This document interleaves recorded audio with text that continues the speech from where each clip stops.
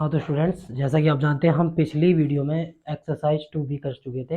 अब जो हम एक्सरसाइज कर रहे हैं कक्षा 7 विषय है गणित, अभ्यास करेंगे 2C। तो देखिएगा अभ्यास 2C का पहला सवाल क्या कहता है, आपके सामने स्क्रीन पर शो हो रहा होगा। ये कह रहा है कि 12 गुणा 12 गुणा 12 गुणा 12 गुणा 12 गुणा 12 गुणा 12, इसमें कितनी बार लिखा है? 6 बार लिखा है। तो 1 2 3 4 5 6 उसने कह दिया को घात के रूप में व्यक्त करना है। तो देखिएगा कितने हैं, 1 2 3 4 5 6। तो 12 की घात कितनी हो जाएगी? 6। इस प्रकार हम क्या करेंगे? घात में व्यक्त करेंगे। अगला सवाल दूसरा। दूसरा सवाल क्या कहता है कि 15,625 क्या है? 15,625 को ये बताना है कि 5 आधार 25 आधार 125 के घातीय संकेतों में व्यक्त करना है। तो एक बार तो 5 5 की गुणा करके, कितनी बार 5 5 की गुणा करनी पड़ेगी जब मेरे पास 15,625 आएगा, ये बताना है। उसके बाद फिर से 15,625 कितनी बार मैं 25 की गुणा करूंगा कि जब मेरी संख्या 15,625 बन जाएगी। उसके बाद दूसरी शर्त है 15,625 कितनी बार मैं 125 की गुणा करूंगा कि मेरे पास संख्या 15,625 बन जाएगी। तो ध्यान देंगे, देखो अब मैं गुणा करूंगा 5 गुणा 5 गुणा 5 गुणा 5 गुणा 5। मैं इसके बाद 5 पंजे 25 25 पंजे 125 125 पंजे 625 625 पंजे 5 पंजे 25 हासिल लगे 2 5 दूनी 10 और 2 12 हासिल 1 हासिल 1 हो गया। 5 छंग 30 और 1 31। मेरे पास अब इसकी बार 5 बार गुणा करी तो क्या है? 31 25। एक बार और 5 बार गुणा करूंगा तो मेरे पास क्या आ जाएगा? ये आ जाएगा। तो देखेंगे इसकी 5 से फिर गुणा करूंगा, 5 पंजे 25 हासिल 2 5 दूनी 10 और 2 12 हासिल 1 5 कहना 5 और 1 6 5 दिया 15। देखिए 15,625 आ गया। 15,625 आ गया। कितनी बार में आया? 1 2 3 4 5 6। कितनी बार? 5 की घात कितनी करनी पड़ेगी? 6। इसका घातीय रूप लिखना था। अब देखिएगा 25 25 की गुणा पूछिए मुझसे, तो हम पूछेंगे 25 की कितनी बार करनी पड़ेगी। देखिए 25 की गुणा जब 25 बार करेंगे तो 625 आएगा। उसकी फिर जो 625 आएगा उसकी 25 बार गुणा करेंगे तो फिर क्या आएगा मेरे पास? 15,625 आ जाएगा। तो अब देखेंगे कितने 25 है? 1 2 3। तो 25 की घात कितना हो जाएगा? 3।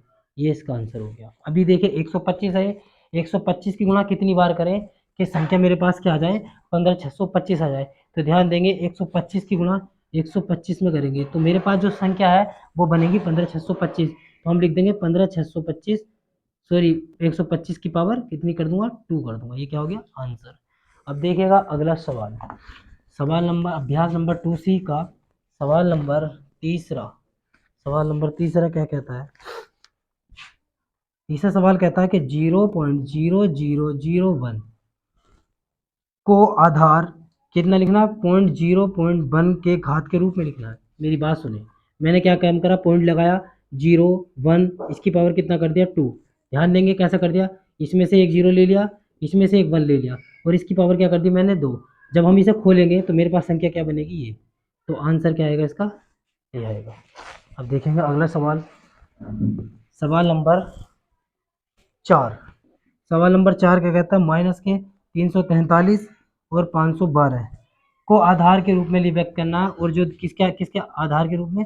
8-7/8 आधार को आधार -7/8 पर घात के रूप में व्यक्त करना है। तो देखिए माइनस के 7 गुणा माइनस के 7 गुणा माइनस के 7 7 सत्ते 49 49 सत्ते क्या आएगा? 243 आएगा। देखिए 49 सत्ते 7 9 63 हासिल 6 7 चौक 28 28 और 6 कितना होगा मेरे पास? 34 होगा।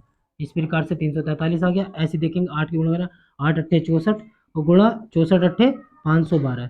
तो इस प्रकार माइनस के 7/8 इसकी पावर कितना होगा? 3 होगा। ये क्या हो गया? आंसर। अगला सवाल देखेंगे। सवाल नंबर 5। सवाल नंबर 5 क्या कहता है? सवाल नंबर 5 कहता है कि 1,000/1331 को किस आधार के रूप में लिखना है? 10/11 के आधार पर घातीय संकेतों में लिखना है। तो ध्यान देंगे जब मैं 10 की गुणा 10 ढाई 100 करूंगा, 100 ढाई 1,000 करूंगा, यानी कि 10 गुणा 10 गुणा 10 3 बार लिखा जाएगा। तब इनकी आपस में जब हम गुणा करेंगे तो मुझे क्या प्राप्त होगा? 1,000 प्राप्त होगा। ऐसे 11 की गुणा 11 बार करूंगा तो मेरे पास 121 आएगा। फिर 121 की गुणा 11 बार करूंगा तो क्या आएगा मेरे पास? 1331 आंसर आएगा। तो अब मुझे इसे घातीय रूप लिखना है, तो कितने, एक 10 मैंने ये लिख लिया, 11 लिख लिया, 1 2 3 इसकी पावर 3 कर देंगे, 1 2 3 इसकी पावर 3 है, तो दोनों में क्या आ गया, ऊपर घात कॉमन आ गई, तो क्या हो गया 10/11 इसकी पावर 3, ये इसका आंसर हो गया। अब देखेंगे अगला सवाल, अगला सवाल सवाल नंबर 6। सवाल नंबर 6 क्या कहता है, सवाल नंबर 6 कहता है कि 1024 बटे 1089 को वर्ग के रूप में लिखो। उसने कहा था 1024 और 1089 को किस चीज़ में लिखें, वर्ग के रूप में लिखना है। तो देखेंगे जब मैं 32 की गुणा 32 से करूँगा और यहाँ क्या करूँगा 34 की गुणा 34 से करूँगा, तो मेरे पास 32 की गुणा 32 से करूँगा तो क्या आएगा 1024, और जब मैं 34 की गुणा 34 से करूँगा तो मेरे पास क्या आएगा 1079। तो देखेंगे अब हम क्या काम करेंगे, अब हम इसकी गुणा करके देखेंगे क्या ये बात सही, सॉरी 32 नहीं 33 गुणा 33 करेंगे, तो देखो 2 दूनी 4, दो इसकी 32 की गुणा 32 से दूरी गुणा करेंगे तो 2 दूनी 4, हासिल कुछ नहीं है, 2 तिया 6, फिर करेंगे 3 दूनी 6 3 तिया 9, इसे जोड़ेंगे 4 6 6 12, हासिल लगे 1 9 और 1 10, 1024 आ गया। इसी प्रकार जब हम 33 की 33 से दूरी गुणा करेंगे तो मेरे पास क्या आएगा 1089।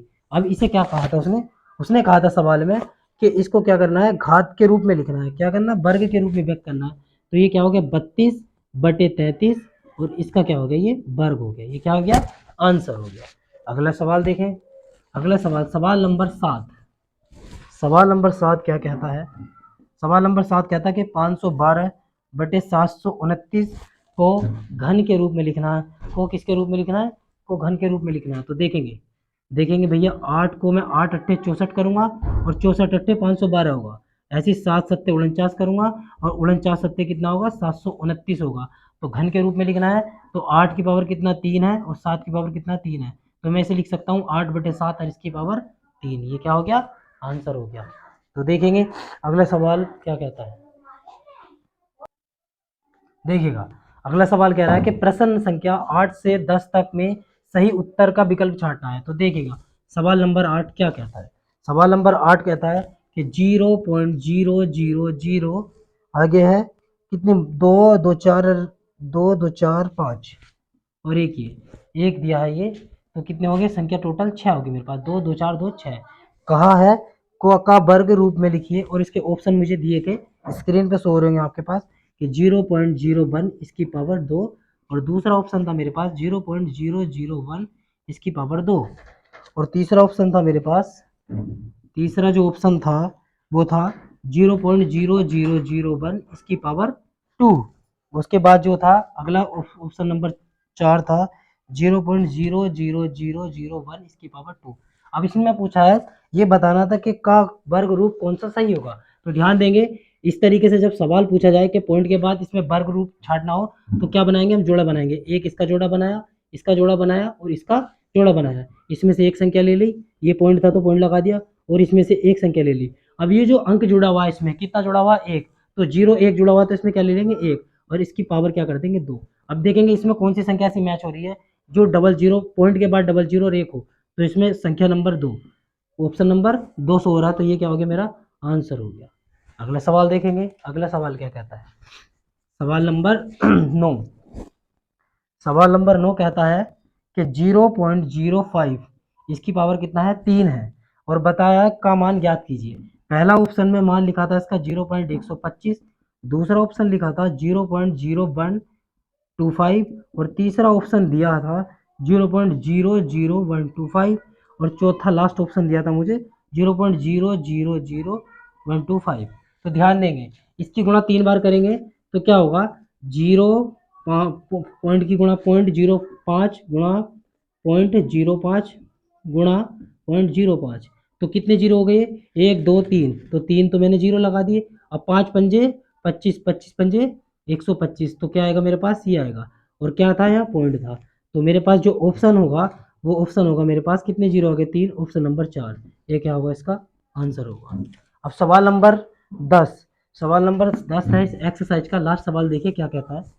सवाल नंबर 10 कहता है कि 64/125 को किस रूप में लिखना है, घन के रूप में लिखना है, घन के रूप में लिखना है। घन के रूप का आधार क्या होगा, तो देखो एक ऑप्शन दिया था इसमें 2/5 और मुझे दूसरा ऑप्शन दिया था 4/5 और तीसरा जो ऑप्शन था मुझे दिया था 8/25, चौथा ऑप्शन था 4/25। ध्यान देंगे इसका घन क्या होगा, मतलब वह संख्या जो जिसकी गुणा 3 बार करने के बाद क्या है मेरे पास 64 आए। तो देखो मैंने ये 4/5 उठाया, ऑप्शन नंबर 4/5, इसको मैं 3 बार गुणा करूंगा, 4 × 4 × 4, 4 चौक 16, 16 चौका 64, ये क्या आ गया 64/5 की भी मैं 3 बार गुणा करूंगा, 5 × 5 × 5, 5 पंजे 25, 25 पंजे 625, सॉरी 5 पंजे 25, 25 पंजे 125। इस तरीके से क्या आएगा ऑप्शन नंबर बी। तो इसका आंसर क्या होगा ऑप्शन बी। तो ठीक है गाइस, अब मिलते हैं एक्सरसाइज अगली क्लास में।